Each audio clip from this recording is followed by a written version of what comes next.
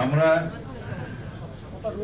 বাংলাদেশ জাতীয়তাবাদী দল বিএনপি যদি জনগণের ম্যান্ডেট নিয়ে সামনে রাষ্ট্র পরিচালনার দায়িত্ব পাই, তাহলে আমরা 15% যেটা টিউশন ফিজের উপরে 15% ভ্যাট আরোপ করা হয়েছে, সেটা বিলুপ্ত করার ব্যবস্থা নেওয়া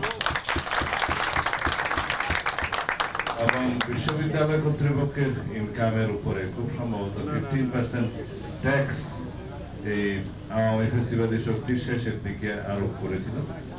সেই বিষয়ে খুব সম্ভবত সুপ্রিম কোর্টে একটা জাজমেন্ট আছে, যতটুকু আমার ধারণা। তো যেহেতু সেটা সুপ্রিম কোর্ট কর্তৃক একটা জাজমেন্টের মাধ্যমে যেটা ইম্পোজ করা হয়েছে, সে বিষয়ে আমি সরাসরি কোনো কথা না বলে এটুকু বলবো যে সেটা আমরা পুনর্বিবেচনা করে দেখব, কারণ এখানে একটা জুডিশিয়াল বিষয় আছে, সরাসরি এই বিষয়ে বলাটা আমি উচিত মনে করছি। আর আরেকটা দাবি হচ্ছে বেসরকারি বিশ্ববিদ্যালয় সংক্রান্ত সংস্কার কমিশন গঠন করে যাবতীয় সমস্যাগুলি যেটা এখানে উচ্চারণ করা হয়েছে বা কিছু সম্ভাবনার কথা বলা হয়েছে, সেগুলো কিভাবে কি করা যায় সেই জন্য বেসরকারি বিশ্ববিদ্যালয় সংক্রান্ত একটি কমিশন গঠন করে এবং তাদের পরামর্শ অনুযায়ী বেসরকারি বিশ্ববিদ্যালয়কে সঠিক ধারায় পরিচালনা করার জন্য যাবতীয় ব্যবস্থা গ্রহণ করা হবে, সেটা আমরা প্রতিশ্রুতি দিতে পারি। প্রতিশ্রুতি দেওয়ার জন্য আমাদের পর্যায় থেকে আমরা মোটামুটি একত্রিত আছে বলা যায়।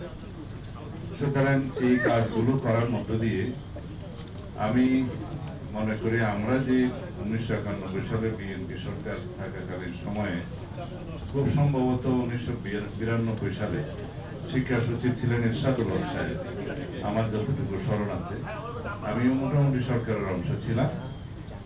সেই সময় 9টি প্রাইভেট বিশ্ববিদ্যালয় দিয়ে আমরা বাংলাদেশে বেসরকারি বিশ্ববিদ্যালয় আইন করে বেসরকারি বিশ্ববিদ্যালয়ে পদচারণা শুরু করি। দেশনেত্রী বেগম খালেদা জিয়া সেটা অনুমোদন করেছিলেন।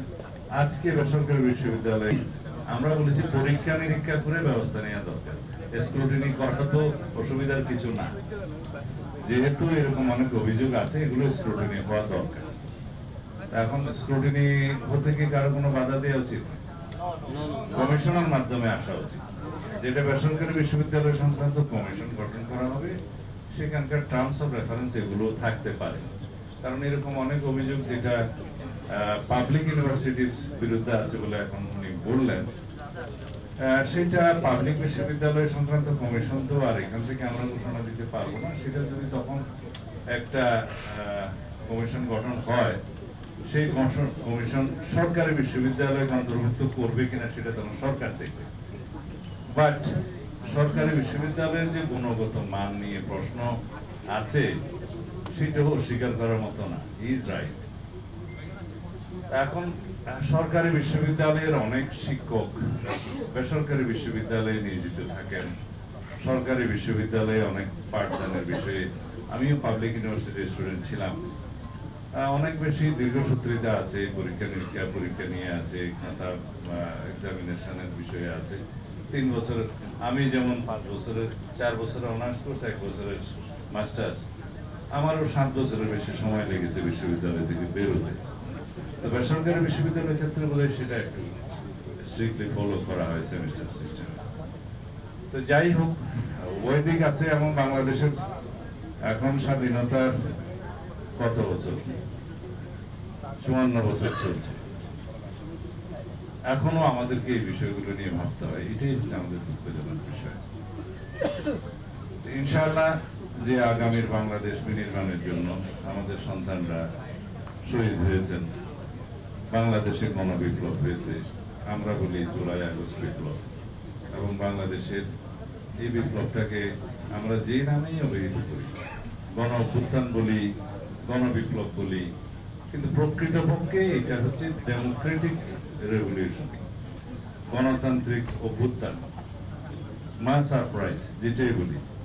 কারণ এখানে কোনো সমাজ বিপ্লব হয়নি, এখানে কোনো বলশেবিক বিপ্লব হয়নি, এখানে সমাজতান্ত্রিক বিপ্লব হয়নি, বা পুরো সমাজ ব্যবস্থার পরিবর্তনের কোনো বিপ্লব হয়নি। আমরা বিপ্লব করেছি আমাদের গণতান্ত্রিক অধিকার ফিরে পাওয়ার জন্য। আমরা বিপ্লব করেছি, অভ্যুত্থান করেছি বৈষম্যের বিরুদ্ধে। আমরা কনস্টিটিউশনাল রাইটস, ডেমোক্রেটিক রাইটস ফিরে পাওয়ার জন্য আমরা আন্দোলন করেছি এবং আমরা সফল হয়েছি।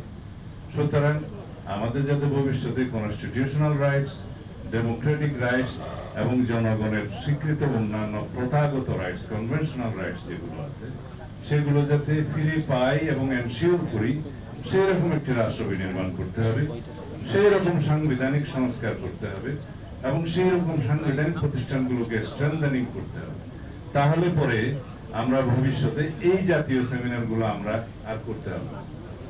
আমাদের সন্তানরা এই নতুন বাংলাদেশের প্রত্যাশায় এখনো পর্যন্ত চিন্তিত, কারণ রক্ত দিয়েছে, শহীদ হয়েছে, আহত হয়ে গতকালকে আমি পঙ্গু হসপিটালে গিয়েছিলাম, কাতরাচ্ছে হসপিটালে গেছিলাম। কেন? এটা নতুন সম্ভাবনার বাংলাদেশের জন্য? অবশ্যই। কেন? স্বাধীনতার ঘোষণাপত্রের উল্লেখিত সাম্য, মানবিক মর্যাদা এবং সুবিচারের বাংলাদেশের জন্য? অবশ্যই। কিন্তু এখনো পর্যন্ত আমাদের সন্দেহ আছে সেই বাংলাদেশ আমরা সামনে বিনির্মাণ করতে পারবো কিনা। আমি অস্বীকার করি না, সমাজের সর্বক্ষেত্রে একটি প্রশ্ন আছে, শুধুই কি নির্বাচন দিলে আমরা সেই বাংলাদেশ পাবো? শুধুই একটি নির্বাচন কি আমাদেরকে সেই সমাজ ব্যবস্থা প্রতিষ্ঠা করতে সহযোগিতা করবে? করবে না। কিন্তু নির্বাচন ব্যক্তি রেখেও তো করবে না। নির্বাচন ছাড়াও তো আমরা সেই সমাজ ব্যবস্থা পাবো না।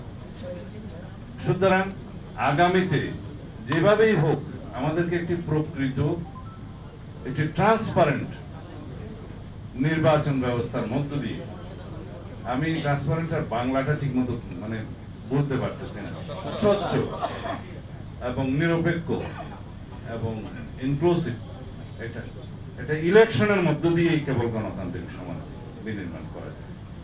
এবং সেই পরবর্তী সংসদে যাতে সংসদীয় এখন আয়তন্ত্র প্রতিষ্ঠিত না হয়, সেজন্য আমাদের সাংবিধানিক প্রয়োজনীয় সংস্কার করতে হবে, যাতে এককেন্দ্রিক শাসন ব্যবস্থার কোনো পতন আবার না হয়, শুরু না হয়, সেটার ব্যবস্থা আমাদের করতে হবে। এবং রাষ্ট্রপতি এবং প্রধানমন্ত্রীর ক্ষমতার ভারসাম্য আনয়ন করতে হবে সাংবিধানিকভাবে, সেটা আমাদের অঙ্গীকার আছে, প্রতিশ্রুতি আছে আমাদের এই প্রতিশ্রুতি। আমাদেরকে এমন একটি পার্লামেন্ট সৃজন করতে হবে যে পার্লামেন্টকে মানুষ মনে করবে যে এটাই দেশের সমস্ত কিছুর আলোচনার কেন্দ্রবিন্দু, যাতে ওটা শুধু বিন্দু না হয়, কেন্দ্র যাতে গণভবনে না হয়, এইটা আমাদেরকে নিশ্চিত করতে হবে। সেই পার্লামেন্টের উপর মানুষ যাতে আস্থা রাখে, সেরকম পার্লামেন্ট আমাদেরকে নিশ্চিত করতে হবে।